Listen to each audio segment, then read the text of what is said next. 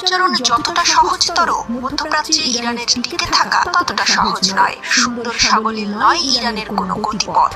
Ayatollah Ali খামেনির দেশের চৌদিকে বিপদ, ডাঙায় বাঘ আর জলে কুমির যাদের, তাদের তো আকাশপথ খোলা থাকে। ইরানের তাও নেই। ইরানের আসমানে ওড়ে শিকারী শকুন, বাগে পেলেই ছো মেরে নিয়ে যাবে। তবে তার মাঝেই সব শঙ্কাকে তুড়ি মেরে নীল আকাশের সম্ভাবনার ঘুড়ি ওড়াচ্ছে ইরান, শত্রুদের লেজে গোবরে খেলাচ্ছে। ইরানকে দমাতে নানা ছকে হামলা চালায় ইসরায়েল। কখনো ইরানের অভ্যন্তরে প্রবেশ করানো হয় আততায়ী গুপ্তচর, কখনো আবার সিরিয়া ইরাক জুড়ে থাকা ইরানি নেটওয়ার্ক লক্ষ্য করে চালানো হয় হামলা। সে হামলায় ইরানের বাঘা বাঘা জেনারেলের প্রাণ যায়, তবুও পরাজয়ে ডরে না বীর। সেই সূত্র মেনেই যেন ইরান আত্মশক্তি জড়ো করে হয় আরো সুনিবিড়, সুচারু বন্ধনে ঘুরে দাঁড়ায় দুর্দম দুরন্ত যোদ্ধার মতো। তারপরও থেকে যায় কিছু অ্যাকিলিস হিল, ট্রোজান হর্স হয়ে কেউ কেউ খামেনিদের